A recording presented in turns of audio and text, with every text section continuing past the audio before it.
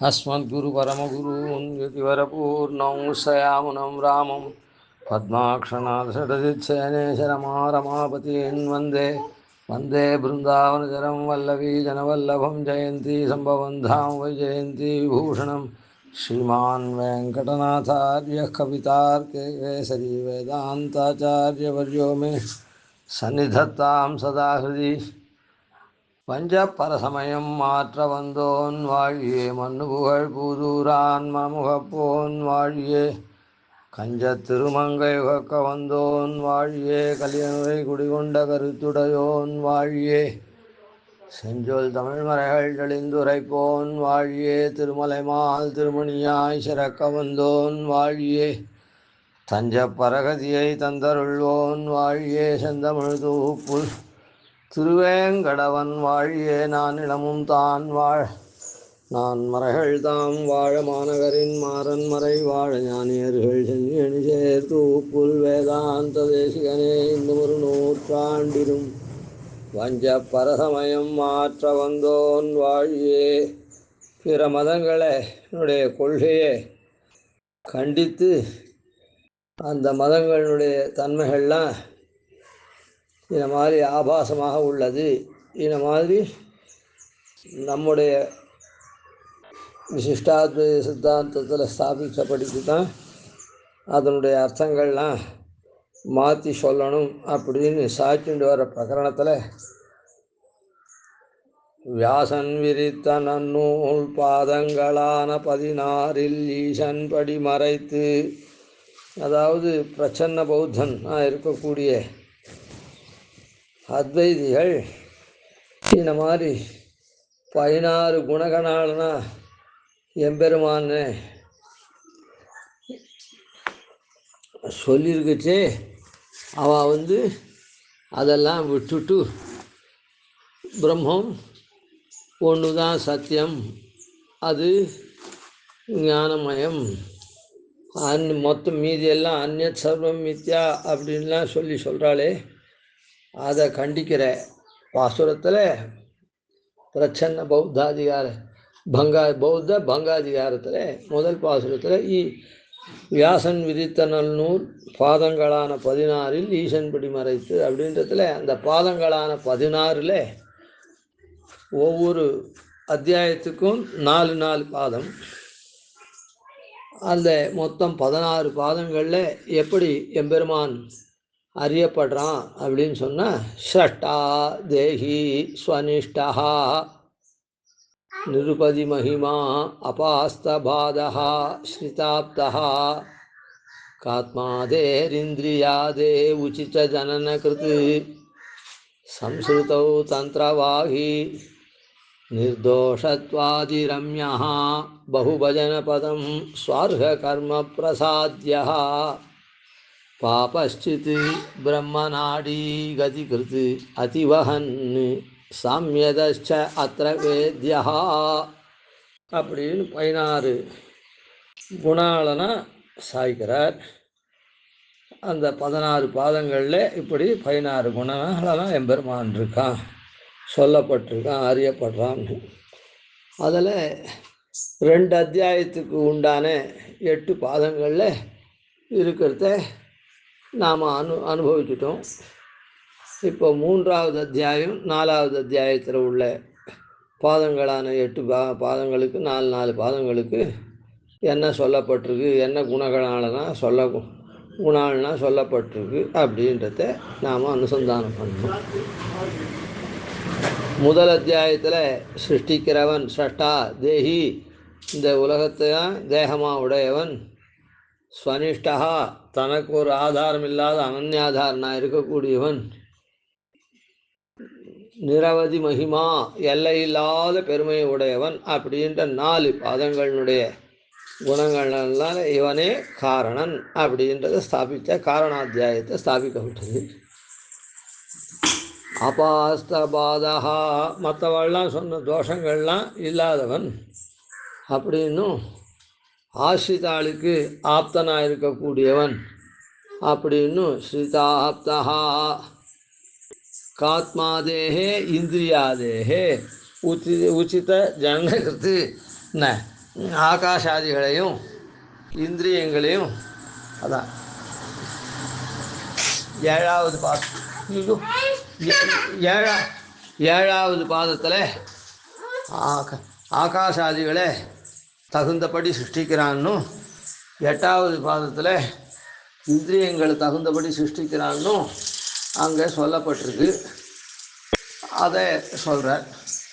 இப்போது மூணாவது அத்தியாயத்தில் முதல் பாதத்தில் என்ன சொல்லப்பட்டிருக்கு அப்படின்னு சொன்னால், சம்ஸ்ரிதோ தந்திரவாகி, இந்த சம்சாரத்தை நடத்தக்கூடியவன் எம்பெருமானே தான் அப்படின்றத சொல்கிறார்.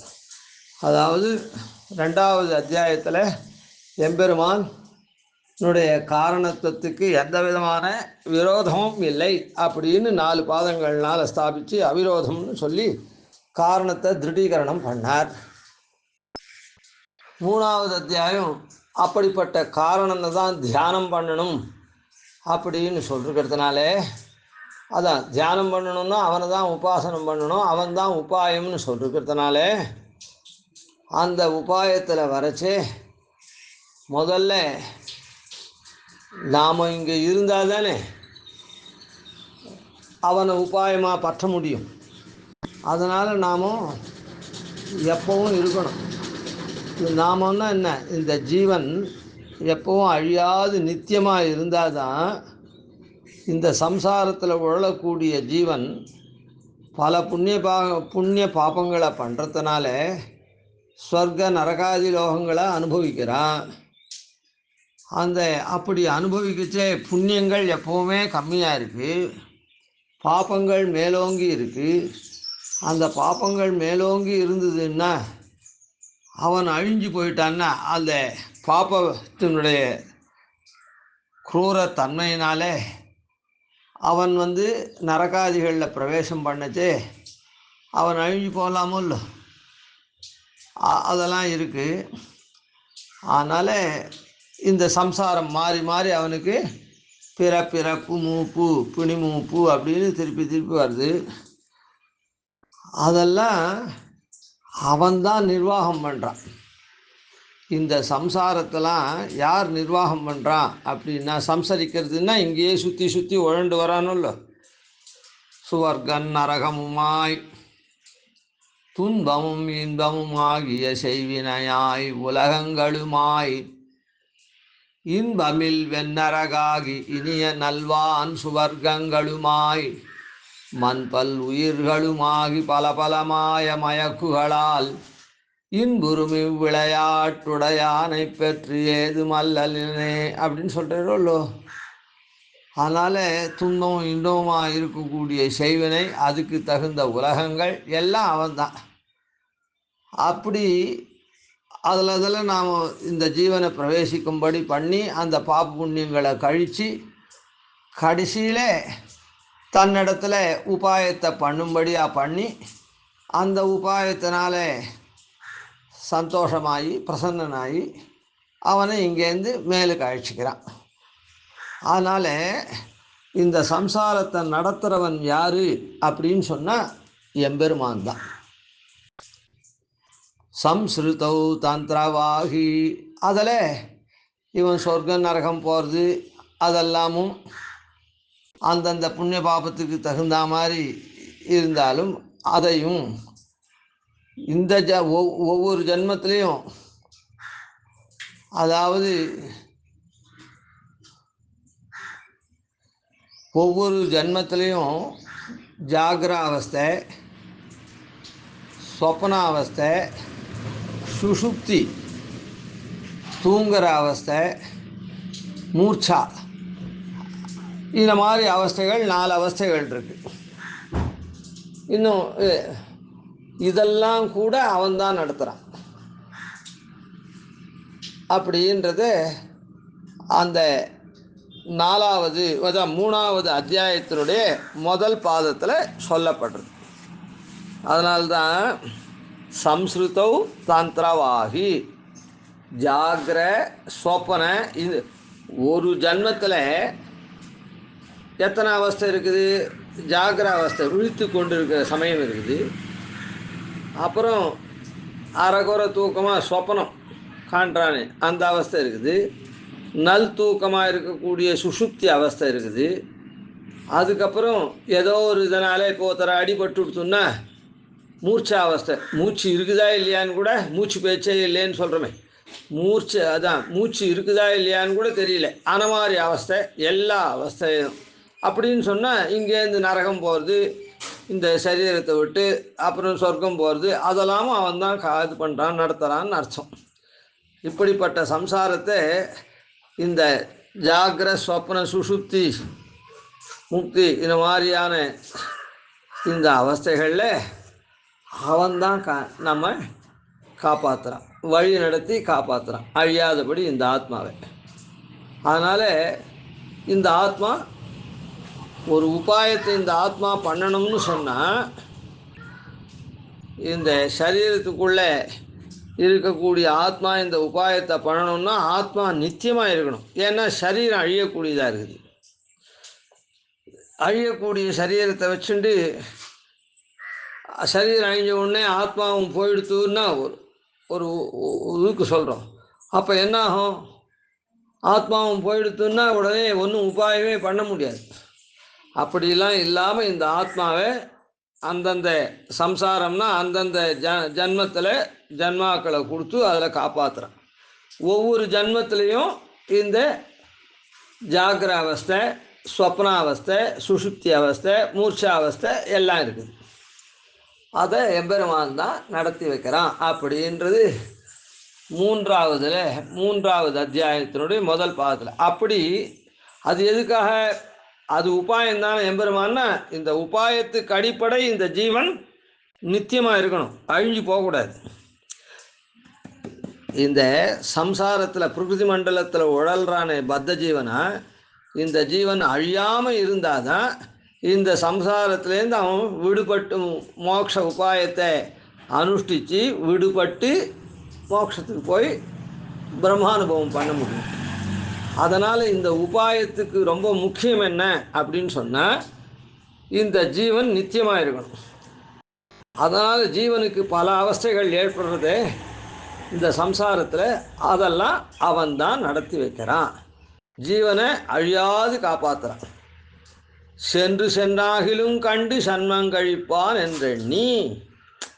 இந்த இதில் இல்லை, இந்த ஜன்மத்தில் இவன் இந்த ஜன்மத்தை கழித்து மோட்சத்துக்கு வரல, பரவாயில்ல, இன்னொரு ஜன்மத்தை எடுத்தாவது பண்ணுவான், இல்லை அதுக்கடுத்த ஜென்மம் எடுத்தாவது பண்ணுவான் அப்படின்னு இந்த ஜீவனை அழியாமல் காப்பாற்றுறான் இந்த சம்சாரத்தில். சம்ஸ்ருதௌ தந்திரவாகி, சம்ஸ்ருதோ தந்திரவாகி அப்படின்னு 3வது அத்தியாயத்தில் முதல் பாகத்தில்.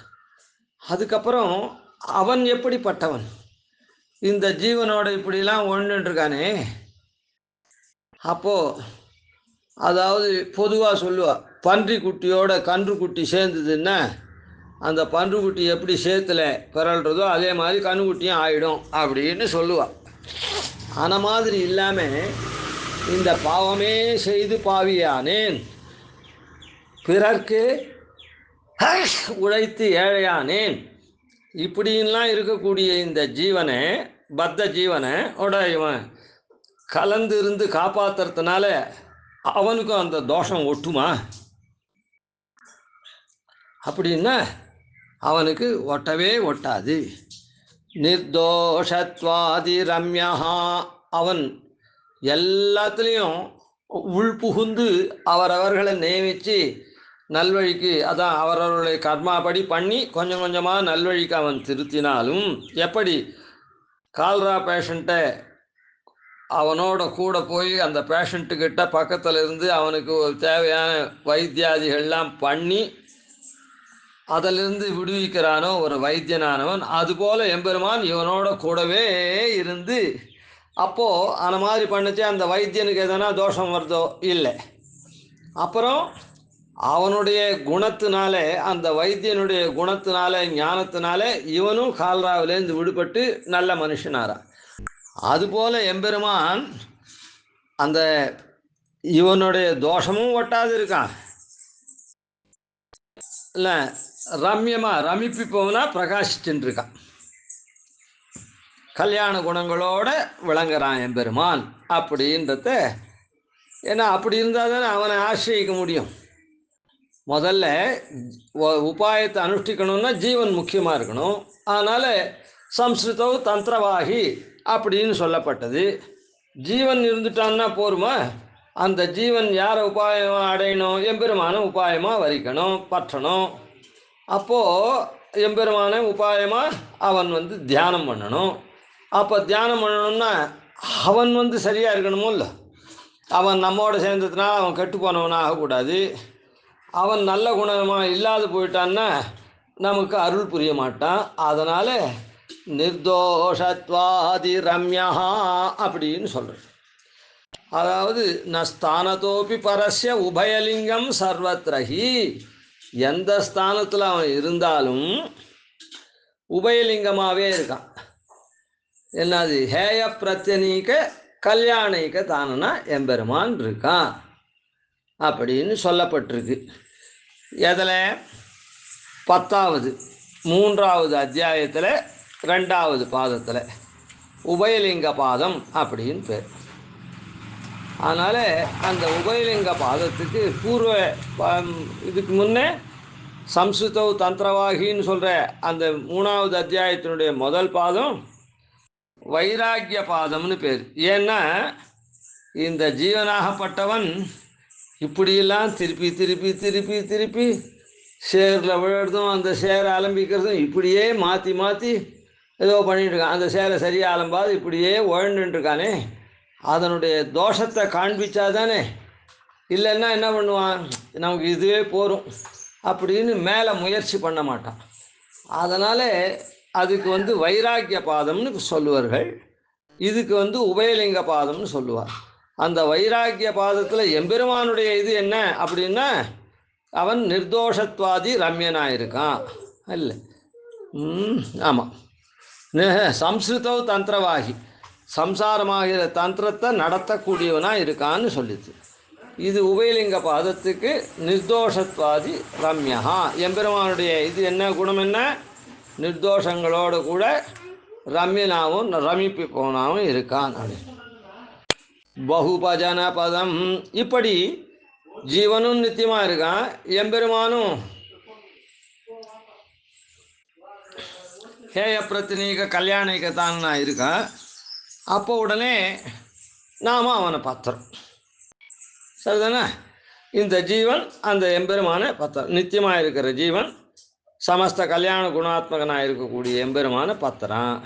அப்படி பற்றச்சே ஒவ்வொரு ஜீவனுக்கும் ஒவ்வொரு வர்ணத்திலையும் ஒவ்வொரு ஆசிரமத்திலையும் அவன் இருக்கான். அதாவது பிராமண க்ஷத்ரிய வைசிய சூத்ராதி வர்ணத்தில் இருக்கான். அதுக்கப்புறம் பிரம்மச்சாரி, கிரகஸ்தன், சன்னியாசி, வானப்பிரஸ்தன், சன்னியாசி அப்படின்னு இருக்கான். அப்படி பகுபஜன பதம் அவரவர்கள் எப்படி அவரவர்களுக்கு தகுந்த யோக்கியத்தை என்னமோ ஆசிரம கர்மாக்கள் விகிதத்வாச்ச ஆசிரம கர்மா அப்படின்லாம் இருக்க. அந்த விகிதமான ஆசிரம கர்மங்கள் எதுவோ அந்த கர்மங்களையே அந்த உபாசனத்துக்கு அங்கமாக பண்ணலாம். அதாவது உபாசனம் பண்ணாக்கா, உபாசனம்ன்றது பிராப்தி விரோதியை போக்கடிக்கிறது. பிராப்தின்னா எம்பெருமானை அடையிறமே, அந்த எம்பெருமானை அடைய ஒட்டாத பண்ணுறத எம்பெருமானை அடையும்படி பண்ணுறது எது? உபாசனம். அந்த உபாசனம் பண்ணக்கூடாத பாபத்தை தான் தடுக்கக்கூடியது எது? அது ஒரு பாபம். அது உபாய விரோதி பாபம் அப்படின்னு பேர்.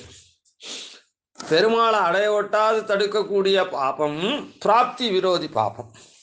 பிராப்தியை தடுக்கிறது.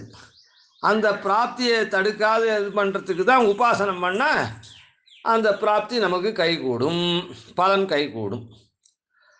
ஆனால் அந்த உபாசனத்தையே பண்ணாமல் கோவிலுக்கு போய் அர்ச்சனை பண்ணால் நமக்கு ஒரு தலைவலி நீங்கும், ஏதோ ஒரு வியாதி நீங்கும் அப்படின்னு சொன்னால்னா, ஆனால் நம்முடைய பாபம் என்ன பண்ணுறது? கோவிலுக்கு போய் அர்ச்சனை பண்ண விட்டாதே, இன்றைக்கி போகலான்னு நினைக்கிறது, நாளைக்கு போகலான்னு நினைக்கிறது, அதையே தடுக்கிறது. தலைவலி நீங்கணும்னா கோவிலுக்கு போய் அர்ச்சனை பண்ணணும், பண்ணால் நீங்கி போயிடும். அதை நானும் ஒரு மாதமாக நினச்சின்னு இருக்கேன், போகிறதுக்கே கை வரல அப்படின்னு சொல்கிறான். அப்போ என்ன ஆகுது, அந்த உபாயத்தையே பண்ண ஒட்டாது தடுக்கக்கூடிய பாபத்துக்கு உபாய விரோதி பாபம்னு பேர். அந்த உபாய விரோதி பாபம் எப்படி போகும் அப்படின்னு சொன்னால், அவரவர்களுடைய கர்மானுஷ்டானத்தை நன்னா பண்ணால் அந்த உபாய விரோதி பாபம் போகும். அப்போது உபாய விரோதி பாபம் ஒரே மாதிரியான கர்மாக்கள்னால போகாது. பிராப்தி விரோதியாக இருக்கக்கூடிய பாபம் உபாசனத்தினாலேயே போகும். அது ஒன்று தான் எல்லாருக்கும், உபாசனம் பண்ணுறது. இல்லை அசக்தாள் விஷயத்தில், அகிஞ்சனாதிகள் விஷயத்தில் பிரபத்தி.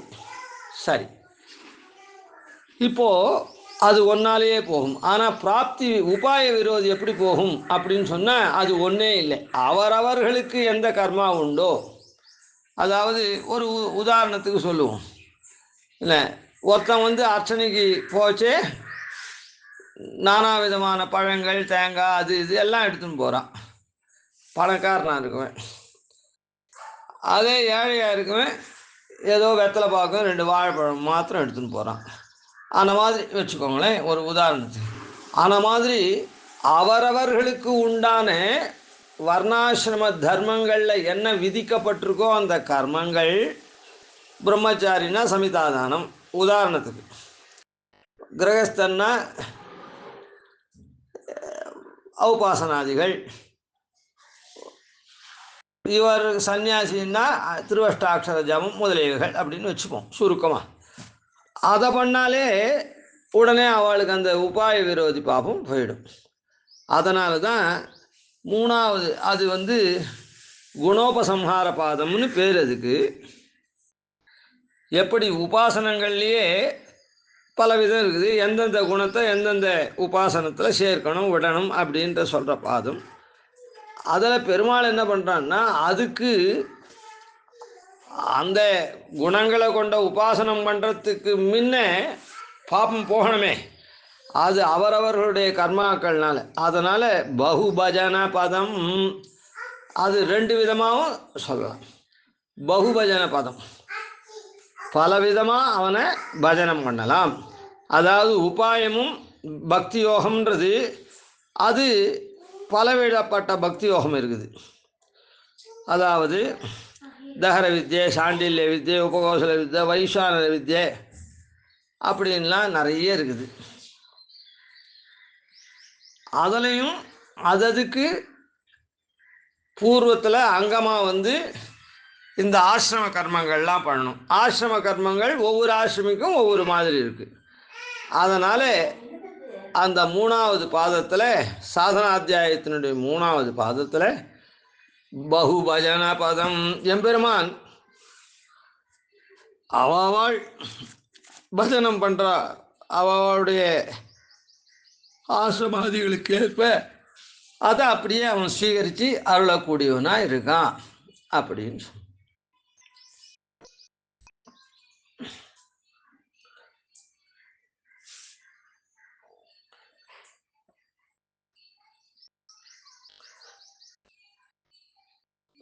அதான் பகுபஜன பதம் அப்படின்றது அந்த பஜனம் பண்ணுறக்கூடிய உபாயம் இருக்கு, உபாசனம் இருக்கே, அதான் தகர வித்யை, சாண்டில்ய வித்யை, உபகோசல வித்யை, வைஸ்வானர வித்யை அப்படின்லாம் சொன்னவே, அதுக்கு அங்கமாக இருக்கக்கூடியது. அதுக்கப்புறம் என்னன்னா குணோபசம்ஹார பாதத்துக்கு அப்புறம் அங்க பாதம்னு 4வது பாதம். அந்த 4வது பாதத்தில் தான் அதுக்கு அங்கமாக இருக்கக்கூடியது எதுன்னா வர்ணாசிரம தர்மங்கள்லாம். அதனால் அவாவாளுடைய வர்ணாசிரமம் பகுபஜன பதம் அப்படின்னு 3வது குணோபசம்ஹார பாதத்தில் இந்தந்த வித்யைக்கு என்னென்ன மாதிரி குணாலனா எம்பெருமான தியானம் பண்ணணும் அப்படின்னு சொல்லியிருக்குதுன்றத நிர்தாரணம் பண்ணுறது. துவாத்ரிம்சத் வித்யை அப்படின்னு பொதுவில் சொல்லப்படுறது. துவாத்ரிம்சத் வித்யனா 32 விதமான வித்யை இருக்குதுன்னு. அது 4வது என்னன்னா அங்கபாதம்னு பேர். அந்த வித்யைக்கு எந்த ஒரு காரியத்துக்குமே அங்கம் இருக்கும். ஒரு கல்யாணம் அப்படின்னு சொன்னால், அதாவது அந்த முகூர்த்த நாழியில் கன்னிகாதானம் பண்ணுறதும் பாணி கிரகணம் பண்ணுறதும் அதெல்லாம் அங்கி பிரதான காரியம். அதுக்கு முன்னே கன்னி ஊஞ்சல், அப்புறம் காசி யாத்திரை, பின்னால் வாரணமாயிரம் பாடுறது, அதுக்கப்புறம் சேஷ ஹோமம் பண்ணுறது, கிரகப்பிரவேசம் பண்ணுறதுலாம் அதெல்லாம் அங்கமான காரியம். அதுபோல் இந்த உபாசனம் பண்ணுறதுக்கு இப்போது அங்கம் என்னது அப்படின்னு சொன்னால், அவாவாளுடைய வர்ணாசிரம கர்மாக்கள் தொடக்கமாக அதுக்கு அங்கம் சொல்லப்பட்டிருக்கு. அந்த வர்ணாசிரம தர்மம் ஒருத்தர் பேதிக்கிறதே, அது அப்படியே வர்ணாசிரம தர்மத்தை ஸ்வீகரித்து அங்கீகரிக்கிறான் அப்படின்றத ஸ்வார்க கர்ம பிரசாத்யா, அந்தந்த வர்ணாசிரம கர்மங்கள்னாலே அதை ஸ்வீகரித்து அவன் அனுகிரகமாக பண்ணுறான் அப்படின்னு சொல்லப்பட்டிருக்கு. அதனால் முதல் பாதத்தில் சம்சாரத்தை அவன்தான் நடத்தி வைக்கிறான், ஜீவன் அதனால் நித்தியமாக இருக்கான். ரெண்டாவது பாதத்தில் அவன் ஜீவனோடு இப்படிலாம் கூட உழண்டுன்னு இருந்தால் கூட அவன் நிர்தோஷமாக இருக்கான், ரம்யனாக இருக்கான் அப்படின்னு ரெண்டாவது பாதத்தில். மூணாவது பாதத்தில் பலவிதமான உபாசனங்கள், அதான் உபாசனம் தகர வித்யை, சாண்டில்ய வித்யை இத்தியாதிகளே உபாசனம் பகுவிதமாக இருக்கிறதுனால பகுபஜன பதம் அப்படின்னு சொல்லப்படுறான். அதுக்கப்புறம் அதுக்கு அங்கமாக இருக்கக்கூடிய வர்ணாசிரம தர்மங்கள்லாம் அவாவாளுடைய கர்மங்களை அப்படியே அங்கீகரித்து பலன் தரான். அதான் சாருக கர்ம பிரசாத்யா அப்படின்னு சொல்லப்பட்டிருக்கு. 4வது அத்தியாயத்தில் 4 பாதங்கள் இருக்குது. அந்த 4 பாதங்களில் பாபஷ்சித்து, பிரம்மநாடி கதிகிருத்து, அதிவஹன்னு, சாமியதா அப்படின்றத அடுத்து சேவிப்போம். கவிதார்க்கிய சிம்ஹாய கல்யாண குணசாலினே ஸ்ரீமதே வெங்கடேஷாய வேதாந்த குரவே நமः. ஆதிவன்ஷடகோபாதீனதிவர்யான் பஜேரிஷம் ஸ்ரீரங்கபூருஷடதித்யதீசானபதாஸ்ரயம் ஸ்ரீவத்சம் சதிலகம் வந்தே ஸ்ரீகிருஷ்ணதேசிகம்.